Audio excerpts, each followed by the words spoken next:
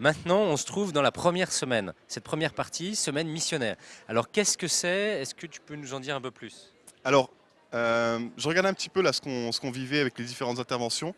Au niveau du planning, comment ça se passe? On n'a pas quelque chose qui est alors comment est-ce qu'on va faire pour devenir missionnaire, comment on va avoir. Donc c'est pas un camp d'entraînement pour devenir missionnaire, mais c'est une journée qui s'équilibre entre les temps de prière, les temps d'enseignement mixés de témoignages, avec des temps de participation avec la vie de communauté qui est sur place, plus des temps de service. Donc ce soir, par exemple, les jeunes vont aller pour distribuer de la soupe aux pauvres et certains vont même aller laver les pauvres.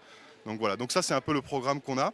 Et ensuite, sur le schéma global, je dirais qu'il y a 2 points qui m'ont marqué. C'est à la fois une insistance sur la foi personnelle et sur la foi telle qu'on la vit en communauté. Je pense qu'aujourd'hui, on vit dans un monde où on ne comprend plus très bien ce qu'est la foi et ce qu'est la religion. Et il y a 2 erreurs assez énormes. La première, c'est de considérer la religion comme quelque chose qui est uniquement une morale.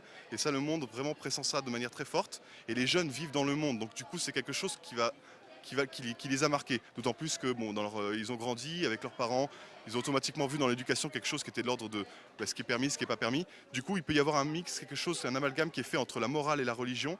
Et donc là, il y a vraiment beaucoup d'enseignements mixés de témoignages qui montrent que, eh ben, en fait, la foi personnelle, notre foi, la foi chrétienne, c'est vraiment pas une morale, c'est vraiment quelque chose qui est de l'ordre de la rencontre avec le Christ. Et Donc, du coup, les jeunes apprennent ce qu'ils ont déjà commencé un petit peu à apprendre, mais à travers d'autres personnes et des enseignements, à pouvoir redécouvrir le cœur de leur foi. donc ce que vous êtes en train de dire, ce que tu es en train de dire, c'est que la semaine missionnaire, c'est d'abord une semaine pour que les jeunes qui participent au JMJ soient évangélisés. Je pense qu'on peut dire ça, oui. Mais en fait, c'est en 2 temps. Donc ça, c'est la première dimension.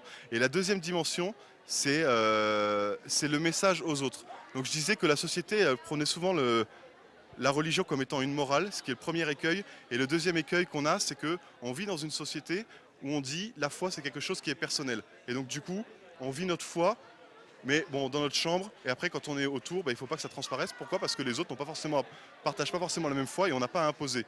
Et donc ils se disent, si jamais on veut, enfin le thème des JMJ, c'est aller de toutes les nations, faire des disciples. Pour des jeunes aujourd'hui qui vivent dans notre société, c'est un peu se dire, mais attendez, on va pas faire du prosélytisme parce que c'est comme ça que la société le comprend. Et en fait, ce qui va être redécouvert ici, c'est de voir que la manière d'évangéliser, c'est la manière de témoigner de ce qu'on vit. Donc la première partie, c'est vraiment de découvrir la foi personnelle qu'il a rencontre avec le Christ. Et la deuxième partie, c'est de dire, mais quand vous vivez quelque chose, ça prend toute votre vie. Et vous ne pouvez pas être avec les gens autour de vous en vivant qu'à moitié votre vie. Sinon, vous ne pouvez pas être heureux, ça n'existe pas. Même avec les amis, on ne peut pas avoir des amis si on n'a pas des passions qu'on peut partager avec d'autres. Et donc voilà, c'est la même chose avec le Christ.